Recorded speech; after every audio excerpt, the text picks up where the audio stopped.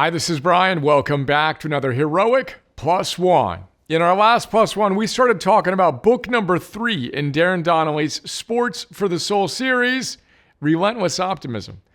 Then I called an audible, and we chatted about Michael Jordan and Stuart Smalley and how to forge anti-fragile confidence. You watch that video? It's pretty funny. Today, we're going to come back to Relentless Optimism. Here's how Darrin puts it, I quote, "Positive thinking leads to positive outcomes. Study after study proves this. Researchers have found that optimistic people live longer, live healthier, have more energy, have more successful careers, make better decisions, and are more productive, are less stressed, have healthier relationships, and not surprisingly, are much happier than pessimists." Now, very importantly, Darrin continues by saying, and I quote, "However, a lot has been misunderstood about what it means to be a positive thinker and what it takes to maintain an optimistic outlook. He tells us it requires more than repeating feel-good platitudes to make positive thinking work in your life. It takes discipline, commitment, and a proper understanding of what optimism really means in a world that is constantly throwing new challenges at us."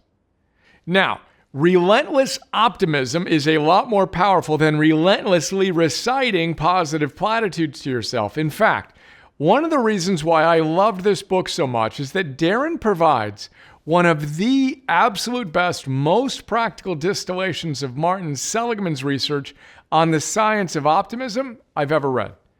More on that in our next Plus One. For today, let's recall that back in the day, we made the distinction between positive, negative, and neutral thinking in our notes on Trevor Moawad's It Takes What It Takes.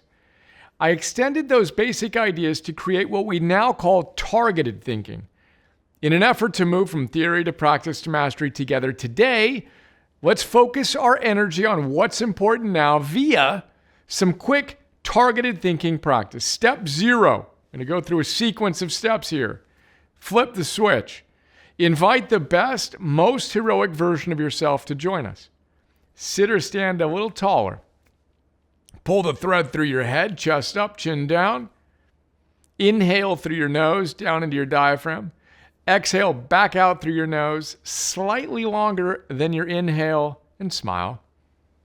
Step 1, radically accept everything in your life. And by everything, I mean everything. And by radically accept, I mean love it all. Act as if you and the heroic gods scripted these challenges into your life so we get to see you, the hero, show us what you got. Step 2, ask yourself, what do I want? If you feel so inspired, write that down in big font on the top of a blank piece of paper. I've done this dozens and dozens of times. Then answer the question. Step 3, ask yourself, what do I need to do to get what I want? Again, write that down below what you want and get clear. Have multiple pathways. No, your first plan probably won't survive first contact with reality. Perfect. Whoop your plans for those obstacles. Step plus 1, ask yourself now what needs to get done, then go do it. Today's the day, hero. Let's show up like we mean it as we practice our philosophy with targeted thinking and heroic action and relentless optimism.